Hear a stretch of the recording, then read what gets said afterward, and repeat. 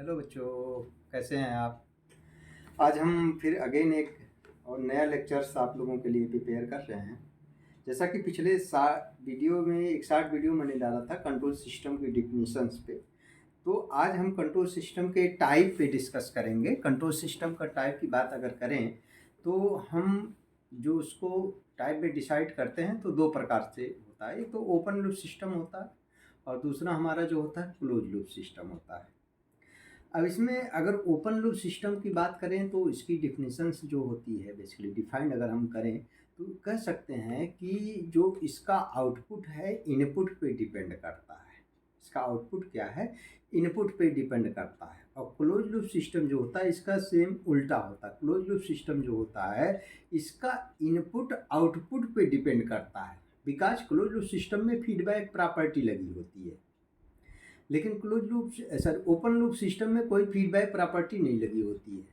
तो इसीलिए जो ओपन लूप सिस्टम होता है वो आप कह सकते हैं कि इसका आउटपुट जो है इनपुट पे डिपेंड करता है, या आप ये भी कह सकते हैं कि input is totally independent of output. तो यहाँ पे कंट्रोल सिस्टम जो है हमने दिखाया है कि दो प्रकार का, एक तो ओपन लूप सिस्टम है, दूसरा हमारा क्या है क्लोज लूप सिस्टम है। ओपन लूप सिस्टम क्या है, कंट्रोलर में प्रोसेस होगा और कंट्रोल आउटपुट मिलता है जिसको हम सीटी से रिप्रेजेंटेशन देते हैं। This is the reference input. Reference input को हम हमेशा आरटी से रिप्रेजेंटेशन देते हैं। तो यानी इनपुट दिया आपने, आउटपुट जैसा इनपुट देंगे वैसा आपको आउटपुट मिलेगा। इसीलिए इसकी डिफिनीशंस जो बनती है वो हमारी क्या हुई, मतलब output is totally depend on input पे। अब इसमें हम इसके जो है एग्जाम्पल की बात करें कि ओपन लूप सिस्टम हमारा जो एग्जाम्पल है, तो एग्जाम्पल में हम कह सकते हैं कि इलेक्ट्रिक स्विच है हमारी जो है होती है ओपन लूप सिस्टम में जाती है। अब दूसरा एग्जाम्पल आप कह सकते हैं ऑटोमेटिक वॉशिंग मशीन। अब आप सोचिए, जब आपने इसकी डिफिनीशंस कहा कि output is totally depend on input, तो ऑटोमेटिक वॉशिंग मशीन जो है उसमें आप क्या करते हैं, फॉर एग्जांपल आपने कोई भी कपड़े अगर धुलने हैं, उसमें आप लोग कपड़े भर दिए, उसका आपने टैप चालू कर दिया, उसमें आपने 30 मिनट के लिए वॉशिंग टाइम डाल दिया, तो 30 मिनट के अंदर उसको पूरी प्रक्रिया अपना कर देना हो। 30 मिनट के बाद आफ्टर दैट आप उसको जाते हैं, ओपन करते हैं, आप अपना कपड़ा निकालते हैं, देखते हैं, उसको ले जाकर लाइनिंग कर देते हैं, सुखवा लेते हैं। तो अब उस केस में ये भी देखिए आप, जैसा आपने 30 मिनट में उसमें दे दिया, आपने कोई फीडबैक नहीं लिया, आपने वर्क कंप्लीट कर दिया। लेकिन कभी कभी ऐसा होता है कि उन 30 मिनट्स में हो सकता है कि आपकी शर्ट की कॉलर ही नहीं साफ हुई हो, या आप जैसा चाह रहे थे उस तरीके की धुलाई ही नहीं हुई। क्यों? क्योंकि बस उसको आपने कमांड दिया कि भैया तुमको 30 मिनट से ये काम करना है, तो 30 मिनट्स वो आपने अपना काम कर दिया। स्टेपर मोटर पोजिशनिंग सिस्टम, वो भी आपने मान लीजिए ऐसा पोजिशनिंग सिस्टम बनाया था कि इस मटेरियल को आपको 30 डिग्री पे पहुंचाना, तो वो ले जाकर हो सकता है 25 डिग्री पे ही डिलीवर कर दे। ट्रैफिक लाइट कंट्रोल सबसे अच्छा एग्जांपल्स हमारा क्या है, traffic light controller. Traffic light control में आप देखिए, मान लीजिए चारों डायरेक्शन में 4 बत्तियां लगी हुई हैं, कभी रेड होती है, ग्रीन होती है। रेड होती है तो ऑटोमेटिक सभी लोग रुक जाते हैं, ग्रीन होती है तो चलने लगते हैं। अब यहाँ पे मान लीजिए ऐसा हुआ है कि मान लीजिए जिस डायरेक्शंस की ग्रीन सिग्नल कर दिया गया है, उस साइड में जितने भी लोग होते हैं सभी लोग तुरंत भागने लगते हैं। 30 सेकंड के लिए मान लीजिए सेट कर दिया गया, तो हम लोग कोशिश करते हैं 30 सेकंड में निकल जाए। अब मान लीजिए वो ट्रैफिक लाइट कंट्रोलर और 30 सेकंड के बजाय इतने ही लोग थे कि वो 10 ही सेकंड में निकल गए। लेकिन क्या वो कभी ऐसा करता है कि बाकी तुरंत वो 10 सेकंड के बाद दूसरे साइड सिग्नल में देख जिधर जाम लगा हुआ उधर क्या वो ग्रीन कर देगा? नहीं करता, क्योंकि उसको कमांड दे दिया गया है कि आपको इतने सेकंड के बाद ही आपको ये रेड करना है, इतने सेकंड के बाद ही ग्रीन करता है। अगर कभी कभी ऐसा जब आपने देखा होगा कि जब ट्रैफिक लाइट कंट्रोलर था, सॉरी पहले ट्रैफिक पे लाइट कंट्रोलर सिस्टम नहीं लगे हुए थे, तो पुलिस होती थी, ट्रैफिक लाइट पुलिस होती थी। तो ट्रैफिक पुलिस क्या करती थी भाई, जिस साइड में चालू कर दिया तो उधर से भीड़ निकल जाती थी, कम हो जाता था तुरंत वो हाथ दे करके रोकती थी, दूसरे साइड से स्टार्ट कर देती थी। कभी ऐसा हुआ कि वो फीडबैक ले रहा, कोई इंसान इस साइड है ही नहीं, जिस साइड से वो हाथ हिला रहा है पुलिस वाले ऐसे कर रहे हैं, आ जाओ आ जाओ आ जाओ, सबको लेते जा रहे हैं, लेकिन उधर कोई है ही नहीं। क्या ऐसा कभी होता है? नहीं होता। वो तुरंत उधर ड्रॉप करेगा, दूसरे साइड्स वालों को बुलाता है। लेकिन जो ट्रैफिक लाइट कंट्रोलर हो उसको आपने कमांड दे दिया है, उसको कमांड हमने दे दिया कि 30 सेकंड के बाद ही तुमको इसको रेड होना, इसको ग्रीन होना। वो अपना रोटेशन करता रहेगा, चाहे कोई आए चाहे ना आए, जाए चाहे ना जाए, उसे कोई मतलब नहीं है। इसीलिए इसकी डिफिनीशन ही बनी कि ये output is totally depend on input. तो इस प्रकार automatic door opening closing, fan regulator.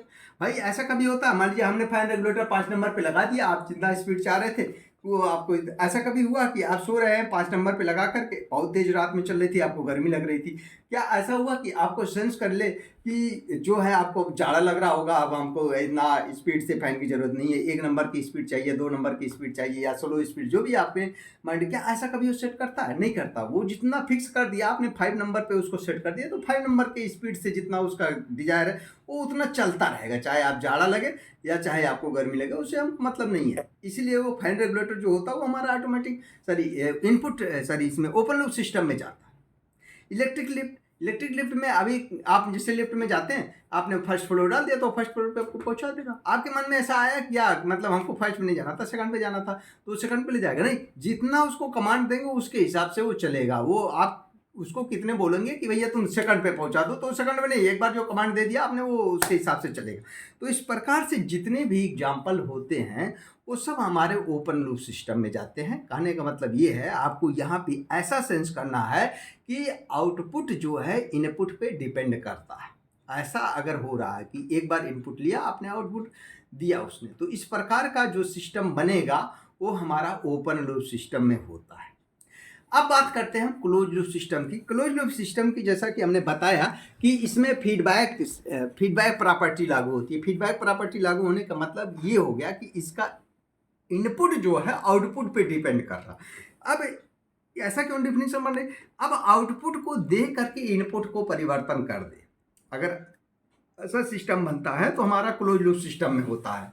अब कभी कभी ऐसा होता है, जैसे मान लीजिए आप चाय पका रहे हैं और कितना चीनी है कि नहीं, आप चाह रहे थे कितना मीठा हो, अब आपको लगता है कि उसको आपने घोल लिया, देख लिया कि मीठा कम पड़ रहा, तो आप क्या करेंगे, उसमें चीनी डाल देंगे ना, उसमें हम क्या करेंगे और उसमें शक्कर डालेंगे, मिठास और बढ़ा देंगे।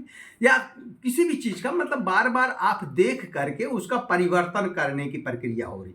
यानी कहने का मतलब वहाँ पे हम फीडबैक ले रहे हैं, फीडबैक से हमको पता चल पा रहा है कि क्या स्थिति। जैसे कोई लेक्चर अगर हमारे कॉलेज में पढ़ाई होती है, मान लीजिए हम कोई लेक्चर दे रहे हैं, तो अगर हम अच्छा नहीं पढ़ाते हैं तो हमारा फीडबैक होता है ना, और वो फीडबैक हमको फिर इनपुट मिलता है कि आपका फीडबैक खराब है, बच्चों ने इतना % बच्चों ने दिया है अच्छा, इतना बच्चों ने खराब दिया, इतना बच्चों ने निगेटिव दिया, इतना बच्चों ने पॉजिटिव दिया। जैसा फीडबैक आएगा उस हिसाब से इनपुट में हमको परिवर्तन करना। अगर भाई दिवे सभी लोगों ने कहा कि सर आपने अच्छा नहीं पढ़ाया, हमको समझ में नहीं आया, तो हम क्या करेंगे भाई, हम अपने इनपुट में परिवर्तन करेंगे ना, हम अपने पढ़ाई में परिवर्तन करेंगे, हम और अच्छा इनपुट देंगे और अच्छा लेक्चर डिलीवर करेंगे जिससे हमारा आउटपुट और अच्छा हो।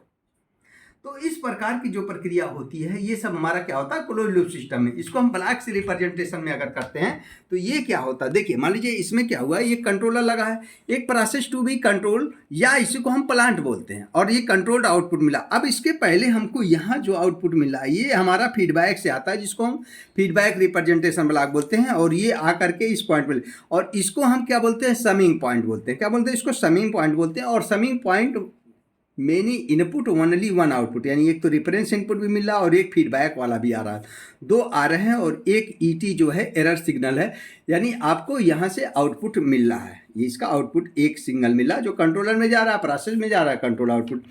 अब यहाँ पे कभी कभी जैसा ही मतलब ये आउटपुट मिला उसके हिसाब से इनपुट को परिवर्तन करना है, तो फिर ये फीडबैक आकर के हमारा सिस्टम देता है। तो इस प्रकार के सिस्टम को हम क्लोज लूप सिस्टम बोलते हैं, जिसका इनपुट आउटपुट पे डिपेंड करता है। अब यहाँ पे हम अगर एग्जाम्पल की बात करते हैं तो हमारा जो है सबसे अच्छी बात, हम इंसान हैं, ह्यूमन बीइंग हैं, तो हम खुद ही एक क्लोज लूप सिस्टम का एग्जाम्पल आते हैं।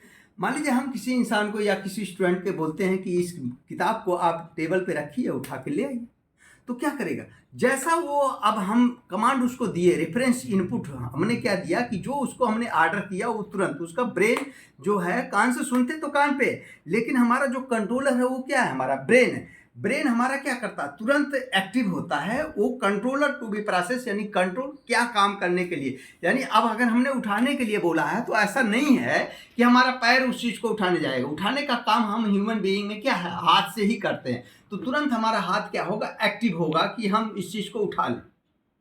लेकिन अब यहाँ पे उठाएगा कैसे, सबसे पहली बात तो मान लीजिए हम आपकी आंख बंद कर दें तो आप देखेंगे कहाँ पे कि कहाँ पे हमारा जो है किताब रखी हुई है, कहाँ पे टेबल पे रखी है कि कहाँ रखी है, कुछ नहीं देख सकते। यानी यहाँ पे जो फीडबैक का काम करता है हमारा आंख का काम करेगा, और वो ब्रेन को जाकर के इन्फॉर्म करेगा कि जो है पीछे टेबल रखी हुई है।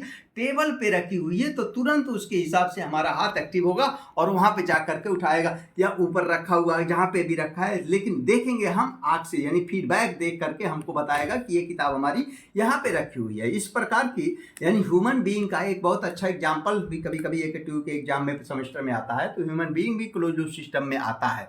अगर इसको हम ब्लॉक रिप्रेजेंटेशन में करें, ब्लॉक अगर हम बनाते हैं तो जो ये हमारा कंट्रोलर है वो हमारा क्या हो गया, ब्रेन हो जाएगा, ब्रेन होगा। और ब्रेन के बाद फिर हमारा जो कंट्रोलर है, कंट्रोलर टू बी प्रोसेस में हमारा क्या आएगा, हैंड, यानी हमारा हाथ करेगा ना, और हम लोग 2 हाथ हमारे पास होता है, और यहाँ पे फिर ये आपका आगे जाएगा, और फीडबैक का जो काम करेगा वो हमारा आई काम करेगी। 2 आँख है हमारे पास तो इसलिए ES लगेगा, और एक समिंग पॉइंट हो गया, और ये कि आपका फीडबैक का काम। ठीक है, रेफरेंस इनपुट आपने जो दिया था, reference position of the book, यहाँ पे क्या हुआ, reference position of the book, जैसा बुक का आपने ऑर्डर दिया। कंट्रोल आउटपुट में हमको क्या मिला, desire position of the hand, कि किस पोजीशन पे हमारा हाथ उठा रहा, desire position to be hand. ये बहुत अच्छा एग्जाम्पल है ये ह्यूमन बीइंग का, कि हमारा जो है ये क्लोज लूप सिस्टम पे जाता है और कैसे हम लोग वर्क करते हैं। ब्रेन हमारा क्या हुआ, कंट्रोलर हुआ, प्रोसेस हमारा क्या किया, हाथ किया है, आई हमारा क्या हुआ, फीडबैक देखा। इस प्रकार के अगर इसको ब्लॉक रिप्रेजेंटेशन में करते हैं ह्यूमन बीइंग का तो ये आता है, यानी ब्रेन कंट्रोलर हो गया, हैंड हमारा क्या हुआ, प्रोसेस किया, दोनों हाथों से हमने किताब को उठाने की कोशिश कर सकते हैं, फीडबैक हमारी आँख से देखते हैं, जो कि ये पूरा का पूरा एक जो सिस्टम बनता है ये क्लोज लूप सिस्टम बनता है। क्यों, क्योंकि पोजीशन, यानी इसमें हमने बोला कि इसका इनपुट जो है आउटपुट को देख करके परिवर्तन करता है। अगर मान लीजिए आपने हाथ दूसरे जगह दिखा रहे हैं तो ऐसा नहीं तुरंत कहेगा नहीं नहीं किताब तो ये किताब तो हमारी यहाँ है, इसको पकड़ेगी नहीं, इधर पकड़े, तो उसके हिसाब से वो परिवर्तन करेगा और उस आउटपुट को देगा जो हमको चाहिए होता है, यानी जिसके लिए आपने, जैसे सबसे अच्छा एग्जांपल आपका मिसाइल कंट्रोल है, मिसाइल लॉन्चिंग सिस्टम है। मिसाइल लॉन्चिंग सिस्टम क्या है, आप भाई जहाँ पे जिस डायरेक्शंस में भेजना है उसी डायरेक्शंस में हम सेट करेंगे ना, ऐसा तो है नहीं कि हमको इस डायरेक्शन में भेजना था या यहाँ पे भेजना, लॉन्च करना, इधर करना, वो करना, आपने उल्टे डायरेक्शन में नहीं। अगर हमको पाकिस्तान की साइड में लगाना तो पाकिस्तान की साइड में लगाएंगे ना। तो ये हमारा क्लोज लूप सिस्टम पे चलता है। वोल्टेज स्टेबलाइजर होता है, वोल्टेज स्टेबलाइजर जो है वो हमारा क्लोज लूप सिस्टम पे होता है। आपने जैसा इनपुट आउटपुट के लिए देना उसको परिवर्तन में चेक कर दिया। अब ऐसा नहीं, आजकल ऑटोमेटिक जैसे कि टिप टिप टिप टिप करता रहता है, वो परिवर्तन होता रहता है। अगर वोल्टेज उसको 220 वोल्ट देना है तो 220 वोल्ट के लिए वो अपना वर्क करेगा, जैसे उससे ज़्यादा होता है तो ऑटोमेटिक कट हो जाएगा। कम बेसी जिस तरीके से होगा उस हिसाब से वो अपना परिवर्तन करता रहता है। तो इस प्रकार के जितने भी सिस्टम्स आते हैं वो हमारे सब के सब क्लोज लूप सिस्टम में होते हैं। यानी सिंपल सी अगर मैं बात करूं तो कंट्रोल सिस्टम जो होते हैं वो 2 प्रकार के होते हैं, एक तो ओपन लूप सिस्टम होता है, दूसरा क्लोज लूप सिस्टम होता है। ओपन लूप सिस्टम है जिसका आउटपुट इनपुट पे डिपेंड करता है, इसमें किसी प्रकार की फीडबैक प्रॉपर्टी लागू नहीं होती है। और दूसरा जो होता है वो हमारा क्लोज लूप सिस्टम में होता है, और क्लोज लूप का जो इनपुट है वो आउटपुट पे डिपेंड करता है।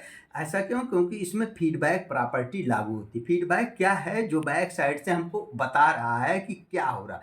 और फीडबैक की बात करें तो ये 2 प्रकार के होते हैं, एक तो पॉजिटिव फीडबैक होता है और दूसरा निगेटिव फीडबैक होता है।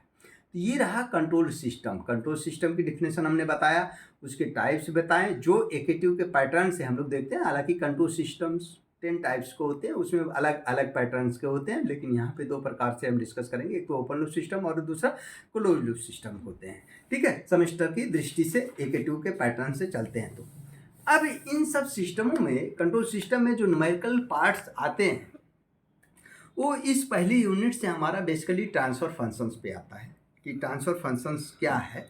तो ट्रांसफर फंक्शन जो है बेसिकली सिंपल सी डिफिनेशन है कि मतलब Laplace of output upon Laplace of input with initial condition, यानी assumption initial conditions are 0 then called Laplace transform, then called transfer functions.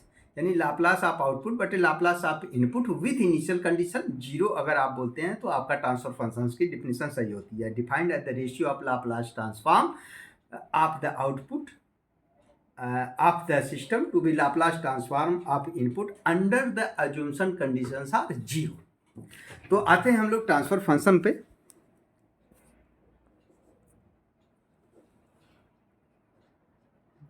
This is the transfer function. Transfer function हमने बोला Laplace of output upon Laplace of input, यानी इसको हम TS से representation देंगे तो Laplace of output बटे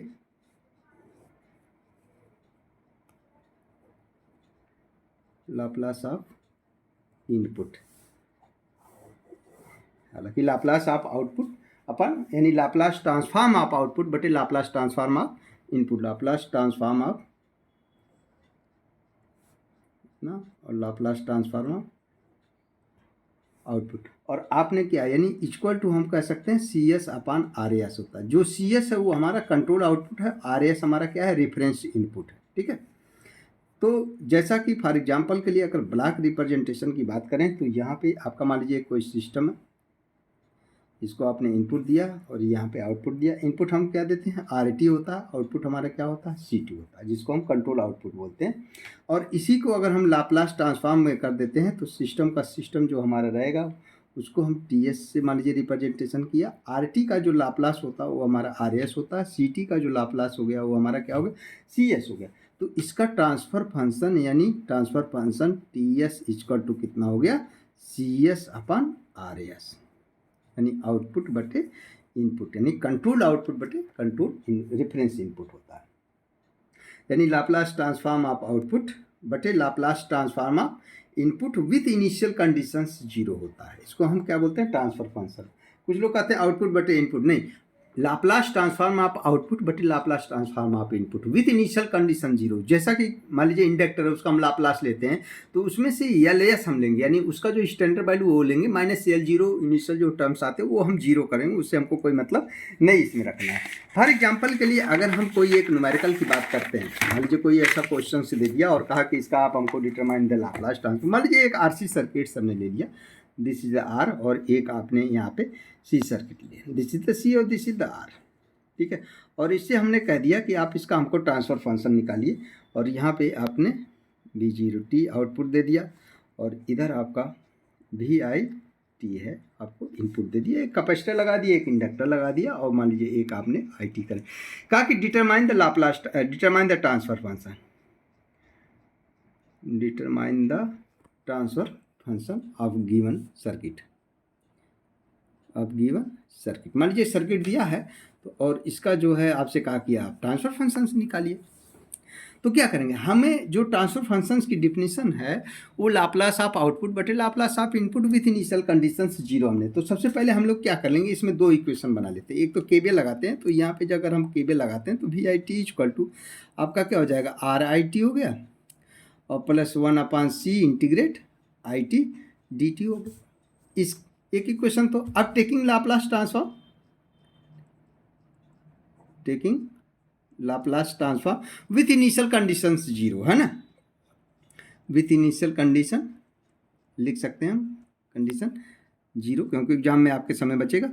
तो वी आई टी हमारा क्या हो गया वी आई एस हो गया। ठीक है, V I S equal to R I S हो गया प्लस आई एस अपान कितना हो जाएगा सी एस हो जाएगा। बाकी इनिशियल कंडीशंस को हमको जीरो रखना है तो उसको लिखने की ज़रूरत नहीं है, आप लिखें तो लिख सकते हैं, नहीं तो आप हटा सकते हैं। यहाँ से हम आई एस को कामा ले लें तो यहाँ पे आर और प्लस 1 क्या हो गया C S equal to I S, और ये आप एलसीएम लेंगे तो आर सी एस और प्लस 1 कितना हो गया सी एस। ठीक है, तो ये हमारा वी आई यस बन करके तैयार हुआ। अभी आपने एक साइड का इनपुट, एक साइड का आपने केबी लगा, दूसरे साइड में अगर हम लोग लगाते हैं तो इस साइड में हमारा क्या है V zero T equal to 1/c integrate I T D T हो गया। ठीक है, यहाँ पे भी taking Laplace transform, taking Laplace transform तो V zero S equal to I S upon आपका कितना हो जाएगा सी एस हो गया। अब ट्रांसफर फंक्शन की जो डिफिनेशन थी वो आपका आउटपुट बटे इनपुट, यानी वी जीरो एस हमारा क्या है आउटपुट है और वी आई एस हमारा क्या हो गया इनपुट हो गया। इस क्वेश्चन में लिख भी सकता, अगर नहीं लिखा है तो भी आप वी जीरो टी को हमने आउटपुट एज्यूम कर लिया था, वी आई एस को आपने इनपुट एज्यूम कर लेना।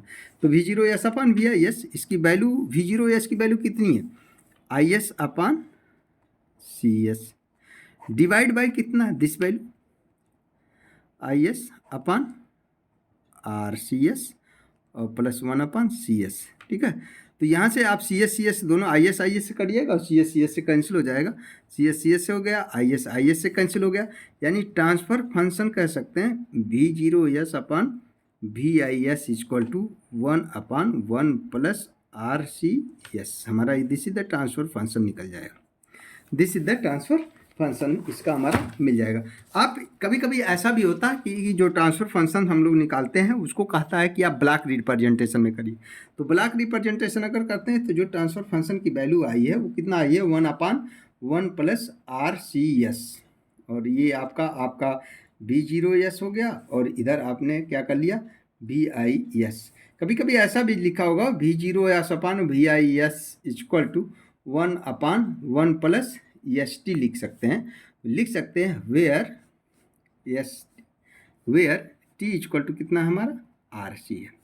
अब यहाँ पे ट्रांसफ़र फंक्शन जो निकल के आता है, थोड़ी सी आपकी जानकारी के लिए, इसकी करैक्टरिस्टिक इक्वेशन की बात करें तो इसकी करैक्टरिस्टिक इक्वेशन जो नीचे वाली वैल्यू होती है ना, इसको हम करैक्टरिस्टिक इक्वेशन यानी characteristic 1 plus ST equal to क्या कर सकते हैं, 0 कर सकते हैं। यानी T इक्वल टू आप कह सकते हैं यानी ES इक्वल टू जो रूट्स आ गए -1/T आ गया। और इसको अगर हम इमेजिनरी रूट्स और रियल वाले पे रिप्रेजेंटेशन करें तो -1/T है और T की वैल्यू कितनी है, -1/RC हो जाएगी। तो इस तरीके से इस क्वेश्चन का ट्रांसफ़र फंक्शन निकाल सकते हैं। मान लीजिए ये RC सर्किट थी। इसी तरीके से एक और एग्जांपल हम आपको बताना चाहेंगे। मान लीजिए RLC सर्किट्स दिया हुआ, एक सर्किट और बताते हैं। मान लीजिए मान लीजिए R, फिर एक L लगा दें और एक कैपेसिटर मान लीजिए लगा दिया। RLC सर्किट्स हो गए और this is the V0T RLCIT और यहाँ पे VIT। वेयर VI जो है हमारा कह रहा है कि इनपुट है, दिस इज द इनपुट, और V0 ये हमारा कह रहा है आउटपुट है। और डिटरमाइन द ट्रांसफ़र फंक्शंस आपसे पूछ लिया, तो ट्रांसफ़र फंक्शंस हमने बताया कि V0S/VIS इसका हम लोग कैलकुलेट करेंगे। लेकिन सबसे पहले क्या करेंगे, हम फिर इसका KVL लगा लेंगे। अगर इसमें हम KVL लगाते हैं तो VIT इक्वल टू RIT हो गया और प्लस L है तो DIT/dt हो गया और प्लस इसमें कैपेसिटर भी लगा है तो 1/C इंटीग्रेट ITDT हो गया। टेकिंग लाप्लास ट्रांसफॉर्म, चाहे तो पहले दोनों KVL एक साथ ले सकते हैं, इसका फिर लाप्लास ले सकते हैं, आप अलग से भी कर सकते हैं। तो टेकिंग लाप्लास यानी VIS इक्वल टू हम RIS कर लिया और प्लस देखिए L है तो LS IS लिया, इसका इनिशियल पार्ट हमने छोड़ दिया, IS/CS हो गया। यहाँ से IS आप कॉमन ले लें, R हो गया प्लस LS हो गया और प्लस 1/CS हो गया। यहाँ आप IS कर लिए और ये हो गया RCS प्लस आपका LCS square plus 1 divide by कितना CS। ये आपका VIS इक्वल टू बन गया। अब दूसरे साइड में अगर हम लेते हैं तो V0S इक्वल टू जो हमारा होगा V0T इक्वल टू कितना हो गया भाई, इसमें इधर तो कोई एलिमेंट्स है नहीं, सिर्फ कैपेसिटर एक ही एलिमेंट है, तो यानी 1/C इंटीग्रेट ITDT, यानी 1/C integrate ITDT। Taking Laplace transform then V0S equal to IS/ कितना हो गया, CS हो गया, IS/CS। Now transfer function equal to कितना हो गया, V0S/ कितना VIS, यानी आउटपुट बटे इनपुट। आउटपुट की वैल्यू कितनी है, IS/CS और डिवाइड बाई कितना, ये आपने कैलकुलेशन किया था, IS आपका बाहर है, ब्रैकेट में कितना है RCS plus LCS square plus 1 और डिवाइड बाई कितना आपका CS है, CS से CS कट के IS से IS कट, यानी V0S/VIS इक्वल टू 1/ कितना बच गया, यानी LCS स्क्वायर प्लस आपका RCS और plus 1। This is transfer function. अगर इसको ब्लॉक रिप्रेजेंटेशन में करेंगे तो आपको क्या करना पड़ेगा, किसी का ट्रांसफर फंक्शंस अगर आपसे पूछेगा और आल्सो रिप्रेजेंटेशन इन ब्लॉक, तो आप क्या करेंगे, वही ट्रांसफर फंक्शन वाली जो वैल्यू है ना उसी को हम LCS square plus RCS plus 1, यहाँ पे आपका V0S होता है यानी कंट्रोल आउटपुट, और this is the reference input, यानी दिस इज द आंसर। तो इतना अगर आप काम करते हैं तो ये हमारा ट्रांसफर फंक्शन इस तरीके से निकल जाएगा। लेकिन यहाँ पे तो आप देख पा रहे हैं कि 1 है, 2 है, या एक आध और के लूप इसमें बना सकता है तो उसका कर सकते हैं। लेकिन अगर 1 से 2, 2, 3, 4, 6, 7, 8, 9, 10 ब्लॉक बना दिया जाए और फिर आपसे ट्रांसफर फंक्शंस पूछे तो बहुत मुश्किल है। इसलिए इसको हम ट्रांसफर फंक्शंस इस तरीके से 1 से 2, 2 से 3, अधिक से अधिक हम लोग कर सकते हैं, तो केबीएल लगा करके सॉल्व कर सकते हैं। तो इसी कड़ी को हम आगे बढ़ाते हुए नेक्स्ट क्वेश्चंस में हम लोग डिस्कस करेंगे, जो मेनली ट्रांसफर फंक्शंस निकालने के लिए सेमेस्टर एग्जाम में 10 नंबर का क्वेश्चंस आता है, वो ब्लॉक रिप्रेजेंटेशन टेक्निक्स पे आती है, उसको हम लोग नेक्स्ट लेक्चर में सीखेंगे। ओके दोस्तों, अगर आपको लेक्चर हमारा अच्छा लगता है तो इस लेक्चर को आप शेयर करें, सब्सक्राइब करें, लाइक करें, और अगर किसी प्रकार की कमियां दिखती हैं तो कमेंट हमको करें और हमें बताएं हम और क्या सुधार कर सकते हैं, जिससे आप लोगों को और अच्छा नॉलेज, अच्छे लेक्चर्स प्रोवाइड मैं करा सकूं। जय हिंद दोस्तों।